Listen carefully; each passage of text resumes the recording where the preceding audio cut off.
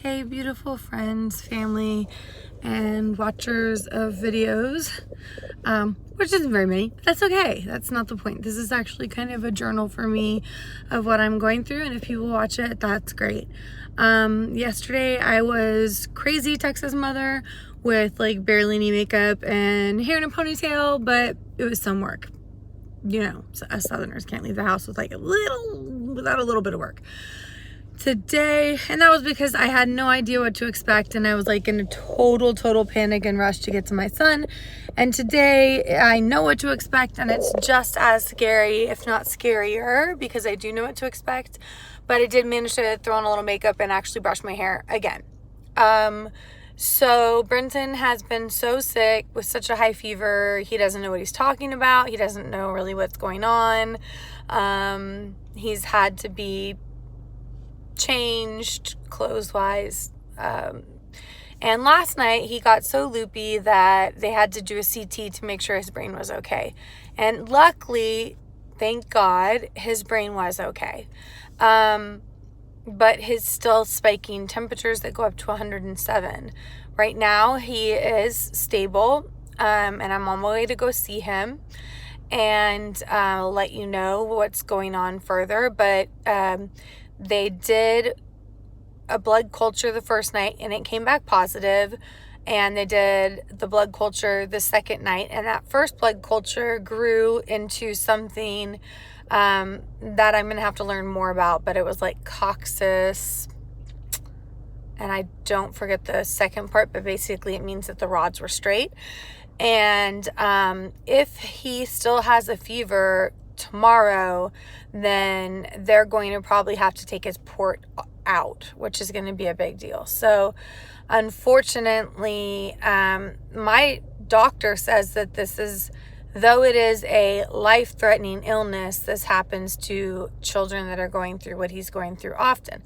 And I told her, please don't blow smoke up my bum. If this is life-threatening and it's happening to my son, don't tell me, oh, it happens all the time and it's okay, if it's not okay. And she promised me that if she thought that this was something that was going to be worse than what she thought it was, she would tell me. So as it stands, he's stable. He's not very coherent.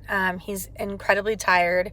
He hasn't eaten. He's vomiting more than 4 to 8 times a day, even though he hasn't eaten.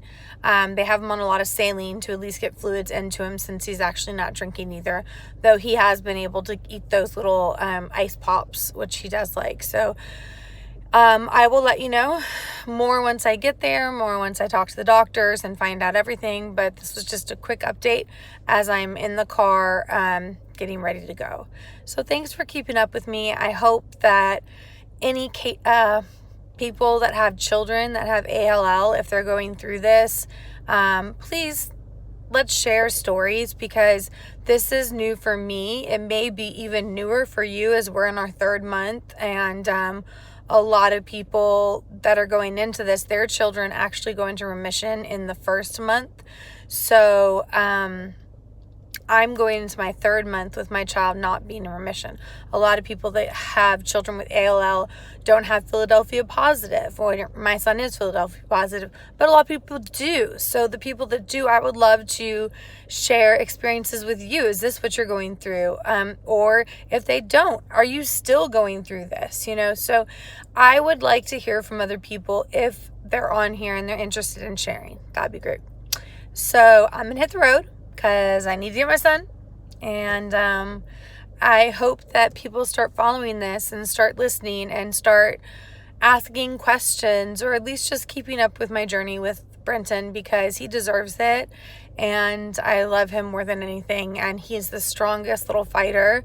That's how I know he's going to be okay, because he's pretty much the bravest, smartest, strongest little boy I know, and I mean his brother too.